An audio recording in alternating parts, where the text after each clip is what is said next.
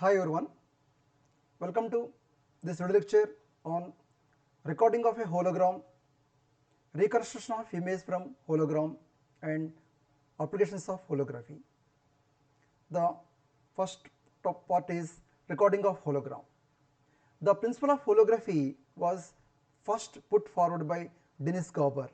His original setup was a two-step lensless image processing. అంటే మనకి holography అనేది three dimensional photography. Holography అంటే ఈ త్రీ డైమెన్షనల్ అంటే ఆబ్జెక్ట్ యొక్క త్రీ డైమెన్షనల్ ఇమేజ్ ఫామ్ చేయాలి మనం. అలా ఫామ్ చేయడానికి దాంట్లో ఒక టూ స్టెప్ ప్రాసెస్ అనమాట దాంట్లో ఉండేది. ఆ టూ స్టెప్ ప్రాసెస్ గురించి చెప్పిన సైంటిస్ట్ ఎవరంటే మనకి Denis గాబర్.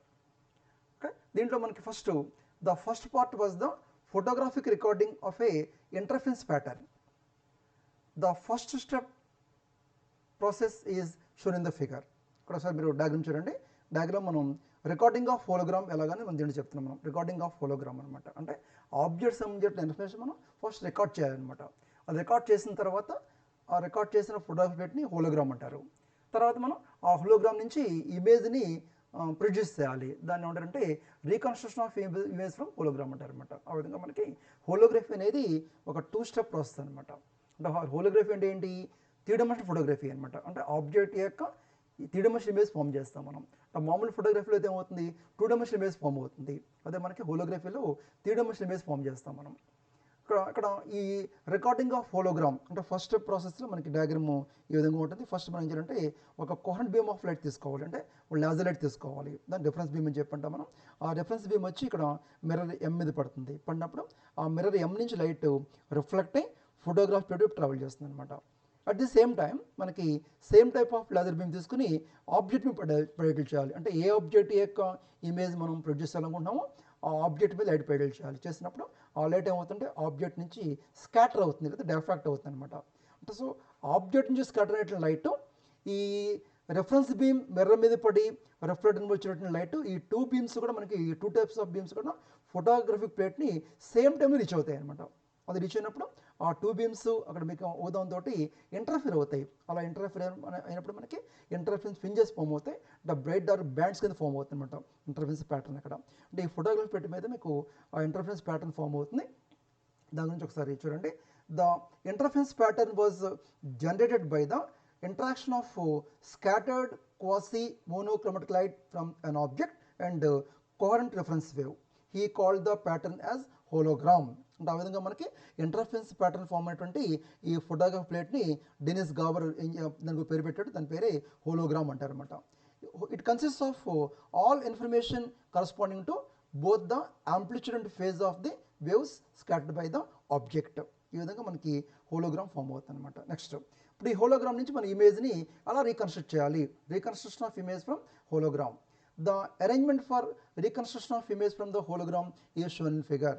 This is a reverse process of making hologram. The hologram form చేసి ఏం చేస్తాం మనం? ఒక రెఫరెన్స్ బీమ్ తీసుకున్నాం ఫస్ట్. ఆ రెఫరెన్స్ బీమ్ వచ్చి మిర్రర్ మీద పడి రిఫ్లెక్ట్ అయ్యి ఫోటోగ్రాఫ్ పెట్టి ట్రావెల్ చేస్తుంది. మళ్ళీ same type of laser beam తీసుకుని ఆబ్జెక్ట్ని బయట చేస్తాం మనం. ఆబ్జెక్ట్ పడినప్పుడు ఆబ్జెక్ట్ నుంచి లైట్ ఏమైంది? స్కాటర్ అయింది. ఈ scatter beam of light mirror నుంచి రిఫ్లెక్ట్ రెఫరెన్స్ బీమ్ రెండు కలిసి ఓదోన్తో ఇంటర్ఫియర్ అయ్యి ఆ ఫోటోగ్రాఫ్ ప్లేట్ మీద మనకి బ్రైట్ డార్క్ బ్యాండ్స్ కింద ఇంటర్ఫరెన్స్ ప్యాటర్న్ ఫామ్ అవుతుంది. అలా ఫామ్ అయినప్పుడు ఆ ఇంటర్ఫరెన్స్ ప్యాటర్న్ ఫామ్ అయినప్పుడు ఆ ఫోటోగ్రాఫీ ప్లేటే మనకి హోలోగ్రామ్ అవుతుంది అనమాట. ఓకే, ఇప్పుడు మనం ఈ హోలోగ్రామ్ నుంచి మనకి ఇమేజ్ని రీకన్స్ట్రక్ట్ చేయాలన్నమాట. అలా చేయడం కోసం మనం ఇక్కడ డయాగ్రామ్ తీసుకున్నాం. మనం ఈ డయాగ్రామ్ మీకు ఏంటంటే మనం హోలోగ్రామ్ తయారు చేయడంలో ఏ లేజర్ బీమ్ అయితే ఉపయోగించామో same type of laser beam తీసుకుని ఇక్కడ మనం ఆ బీమ్ని ఇక్కడ హోలోగ్రామ్ మీద ప్యాటిల్ చేయాలన్నమాట. ఈ హోలోగ్రామ్లో మనకి ఏముంది? ఇంటర్ఫేస్ ప్యాటర్న్ ఉంది. అంటే బ్రైట్ డార్క్ బ్యాండ్స్ ఫామ్ అయినాయి మనకు ఉన్నాయి. ఈ బ్రైట్ డార్క్ బ్యాండ్స్ వల్ల ఏమవుతుందంటే ఈ హోలోగ్రామ్ మనకి ఎలా యాక్ట్ చేస్తుందంటే కాంప్లెక్స్ డైఫ్రాక్షన్ గ్రేటింగ్ కింద పనిచేస్తుందన్నమాట. డైఫ్రాక్షన్ గ్రేటింగ్ కింద పనిచేస్తుందన్నమాట హోలోగ్రామ్ అనేది. డైఫ్రాక్షన్ గ్రేటింగ్ అనమాట. అంటే దాని మీద లైట్ పడితే ఆ హోలోగ్రామ్ ఏం చేస్తుంది? ఇన్సిడెంట్ లైట్ని డైఫ్రాక్ట్ చేస్తుంది అనమాట. సో మనకి ఇప్పుడు మనం హోలోగ్రామ్ ఫామ్ చేయడంలో ఎటువంటి లేజర్ బీమ్ తీసుకున్నామో same type of laser beam తీసుకుని రిఫరెన్స్ బీమ్ తీసుకుని ఆ రిఫరెన్స్ బీమ్ని మనం ఈ హోలోగ్రామ్ బ్యాటిల్ చేస్తాం. చేసినప్పుడు ఆ బీమ్ ఏమవుతుంటే హోలోగ్రామ్ వల్ల డైఫ్రాక్ట్ అవుతుంది.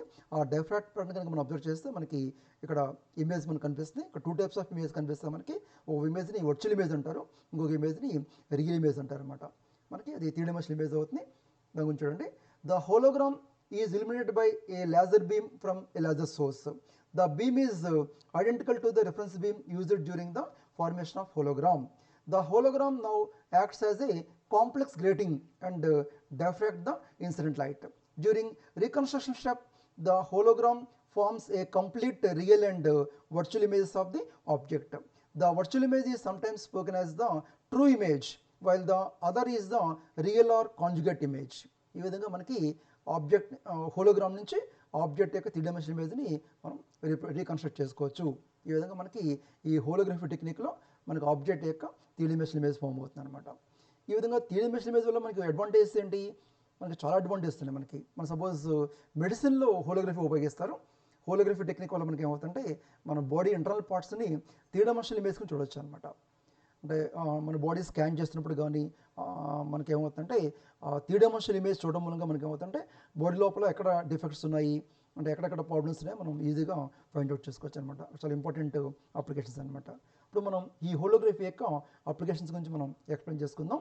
హోలోగ్రఫీని మనం వేరే ఫీల్డ్స్లో ఉపయోగిస్తాం. మనం హోలోగ్రఫిక్ ఇంటర్ఫెరోమెట్రీ, హోలోగ్రఫిక్ అకోస్టిక్స్ అంటే acoustic holography, next holographic microscopy, holographic cinema, next other applications of holography అనమాట.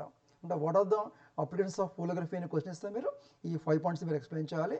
Holographic interferometry, acoustic holography, holographic microscopy, holographic cinema and other applications of holography అనమాట. వీటిని విడిగా మనం బ్రీఫ్గా ఎక్స్ప్లెయిన్ చేస్తాను. ఎలా అంటే ఫస్ట్ది హోలోగ్రఫిక్ ఇంటర్ఫెరోమెట్రీ.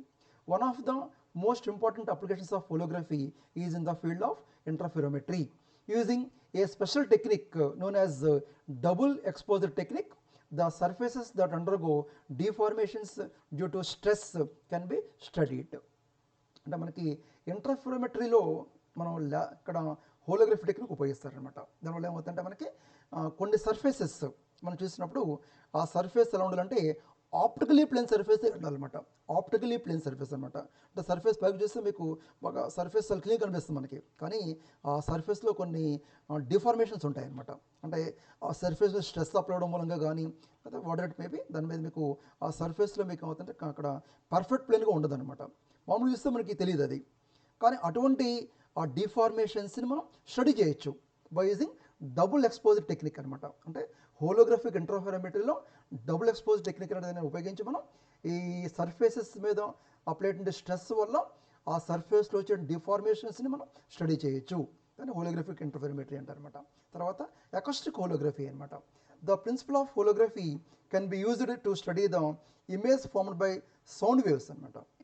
అంటే సౌండ్ వేవ్స్ గురించి స్టడీ చేసేటువంటి టాపిక్ని అకోస్టిక్స్ అంటారనమాట. ఇక్కడ అకోస్టిక్ హోలోగ్రఫీ అనమాట. అంటే ఇక్కడ ఇమేజ్ సౌండ్ వేవ్స్ వల్ల కూడా మనం ఇమేజ్ 3 డైమెన్షనల్ ఇమేజ్ ఫామ్ చేసుకోవచ్చు. సౌండ్ వేవ్స్ వల్ల కూడా మనకి మీకు ఆల్రెడీ తెలుసు, మనకి మెడిసిన్లో మనకి అల్ట్రాసౌండ్ స్కానింగ్ ఉంటుంది మనకి. అంటే మన స్టమక్ని అల్ట్రాసౌండ్ స్కాన్ చేసుకోవాల్సి వస్తుంది. చేస్తే మనకి ఆ స్టమక్ లోపల ఉండేటువంటి మొత్తం అంతా మనకి 3 డైమెన్షనల్ ఇమేజ్ ద్వారా చూడవచ్చు మనం. దీన్ని అల్ట్రాసౌండ్ స్కానింగ్ అంటారనమాట. అక్కడ ఫామ్ అయ్యే ఇమేజ్ అంటే 3 డైమెన్షనల్ ఇమేజ్ అనమాట. అంటే ప్రెగ్నెంట్ ఉమెన్ కూడా మీకు లోపల బేబీ ఎలా ఉంది, ఎలా డెవలప్ అవుతుంది మనం స్టడీ చేయాలనుకున్నాం అనుకోండి, అక్కడ అల్ట్రాసౌండ్ స్కానింగ్ చేయమంటారు అనమాట. అదేంటి 3 డైమెన్షనల్ ఇమేజ్ ఫామ్ అవుతుంది అంటే హోలోగ్రఫీ అది. సో దాన్ని అకోస్టిక్ హోలోగ్రఫీ అంటారనమాట. So it can be used to get a 3 dimensional image of our internal organs అనమాట. అది అకోస్టిక్ హోలోగ్రఫీ అంటే. So the principle of holography can be used to study the image formed by sound waves. This is called acoustic holography. It can be used to get a 3-dimensional image of our internal organs. Next, third application అంటే holographic microscopy అనమాట. అంటే మీకు microscopy తెలుసు, మీకు మన ల్యాబ్లో కూడా మీరు ఫస్ట్ సెమిస్టర్లో question of viscosity of water చేస్తారు. దాంట్లో మీరు ఈ క్యాపిలరీ ట్యూబ్ రేడియస్ కట్టాలనుకోండి మీరు మైక్రోస్కోప్ ఉపయోగించారు అనమాట. సో ఆ మైక్రోస్కోప్ ఉపయోగించి మనం చాలా చిన్న ఆబ్జెక్ట్స్ని పెద్దగా చూడొచ్చు అనమాట. అది మైక్రోస్కోప్ ఉపయోగించేసేటువంటి పని అనమాట. అది ఆ మైక్రోస్కోప్ ద్వారా మనకి ఏమవుతుందంటే అక్కడ మ్యాగ్నిఫికేషన్ సుమారుగా మీకు 100 వరకు మ్యాగ్నిఫికేషన్ వస్తుంది అనమాట. కానీ మనం మన బాడీలో మన బ్లడ్ సెల్స్ ఎలా ఉన్నాయి మనం ఇలా స్టడీ చేయాలనుకున్నాం అనుకోండి, ఆ మైక్రోస్కోప్ ఉపయోగపడుతుంది మళ్ళీ. అంటే మెడికల్గా ఉపయోగించే మైక్రోస్కోప్ వేరు, అంటే డయాగ్నోస్టిక్ సెంటర్లో ఉపయోగించే మైక్రోస్కోప్ వేరు. అది ఇంకా పవర్ఫుల్ మైక్రోస్కోప్ అనమాట. దానికంటే పవర్ఫుల్ మైక్రోస్కోప్స్ ఉంటాయి మనకి, తయారు చేస్తారు వాటిని. దాంట్లో బాగా హైయెస్ట్ రెజల్యూషన్ ఉండే మైక్రోస్కోప్ ఏంటంటే మనకి ఎలక్ట్రాన్ మైక్రోస్కోప్ అనమాట. సో అటువంటి మైక్రోస్కోప్స్లో మనం ఈ హోలోగ్రఫీ టెక్నిక్ ఉపయోగించి 3 డైమెన్షనల్ ఇమేజ్ మనం చూడొచ్చు అనమాట ఆబ్జెక్ట్ సంబంధించి. దాన్ని హోలోగ్రఫిక్ మైక్రోస్కోపీ అంటారనమాట. This method provides A high depth of field of compared to conventional high power microscopy. The holographic microscope also finds its applications in the study of time-varying phenomena that occur in certain regions.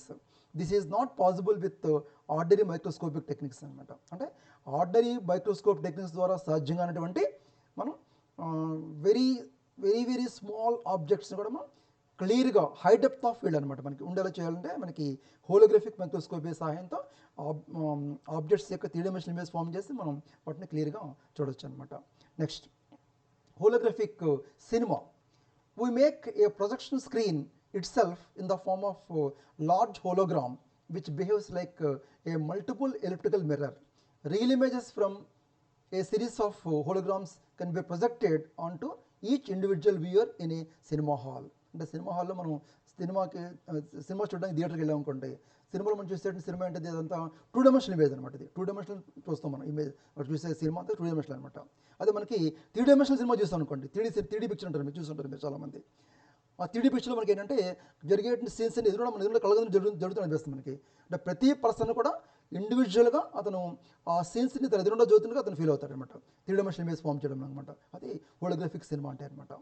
కాకపోతే మనం ఆ cinema అటువంటి cinema చూడాలంటే మనకి డైరెక్ట్గా మనం నేకెడ్తో చేయడం సాధ్యం కాదు. దానికోసం మనకి ఏం చేస్తారంటే ఒక కళ్ళజోడు ఇస్తారు మనకి, స్పెక్టికల్స్ అనమాట. ఆ స్పెషల్ స్పెక్టికల్స్తో మాత్రమే మనం చూడాలన్నమాట. చూస్తే కానీ మనకి ఆ 3 డైమెన్షనల్ ఇమేజ్ కనిపిస్తుంది సినిమా థియేటర్లో. అందుకే మనకి 3D సినిమాస్ ఫెయిల్ అయ్యాయి అనమాట. ఎందుకు ఫెయిల్ అయ్యిందంటే ఆ స్పెక్టికల్స్ పెట్టి చూస్తేనే కానీ ఆ 3D ఎఫెక్ట్ మనకి కనపడదు మనకి. మనం సినిమాకి వెళ్ళాం అనుకోండి, ఒక షో జరుగుతుంది అనుకోండి, ఆ షోలో సుమారుగా 500 మంది సినిమా చూస్తాం అనుకోండి, అంటే 500 మందికి ఆ స్పెక్టికల్స్ ఇవ్వాలి. 500 మంది సినిమా కంప్లీట్ చేస్తే మళ్ళీ 500 మంది మళ్ళీ ఆ స్పెక్టికల్స్ తిరిగి థియేటర్ వాళ్ళకి మళ్ళీ హ్యాండ్ ఓవర్ చేస్తే వాళ్ళు మళ్ళీ దాన్ని శానిటైజ్ చేసి మళ్ళీ దాంతో కంప్లీట్గా మనం దాని అంతా క్లీన్ చేసి నెక్స్ట్ షో వచ్చేటువంటి వాళ్ళకి ఇవ్వాలన్నమాట. సో ఇదంతా పెద్ద లాంగ్ ప్రాసెస్ అనమాట. అందుకోసం ఏంటంటే ఆ 3D సినిమాస్ మనకి ఫెయిల్ అవడం కారణం అనమాట.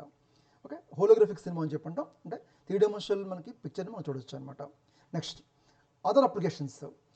Other applications include spatial filtration, character recognition, long distance holography using microwaves, rainbow holograms, integral stereograms, focused image holograms, holographic optical instruments, etc. ఈ విధంగా మనకి అదర్ అప్లికేషన్స్ అంటే మీకు దీంట్లో కొన్ని ఇంపార్టెంట్ పాయింట్స్ ఉన్నాయి, వాటి నుంచి నేను ఏమి ఎక్స్ప్లెయిన్ చేయట్లేదు, కాబట్టి గుర్తుపెట్టుకోండి. Spatial filtration, character recognition, long distance holography using microwaves, rainbow holograms, integral stereograms, focused image holograms, holographic optical elements etcetera. అంటే ఇటువంటి కేసెస్లో మనం ఈ హోలోగ్రఫీని ఉపయోగిస్తారనమాట. సో ఈ విధంగా మీరు what are the applications of holography అని క్వశ్చన్ ఇస్తాం మీకు. మీరు ఈ విధంగా ఈ 5 పాయింట్స్ మనకు ఉన్నాయి.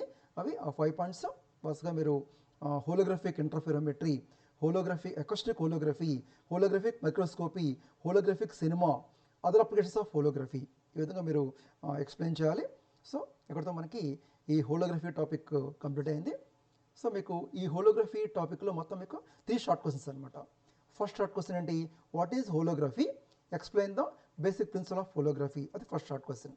సెకండ్ షార్ట్ క్వశ్చన్ ఏంటి, explain the construction of hologram and reconstruction of image from hologram, అదొక షార్ట్ క్వశ్చన్ అనమాట. థర్డ్ షార్ట్ క్వశ్చన్ ఏంటి, what are the applications of holography. ఈ విధంగా మీరు హోలోగ్రఫీ మీద మొత్తం 3 షార్ట్ క్వశ్చన్స్ ఉన్నాయి. ఇవి మీరు జాగ్రత్తగా ప్రిపేర్ అవ్వండి. Okay, all the best.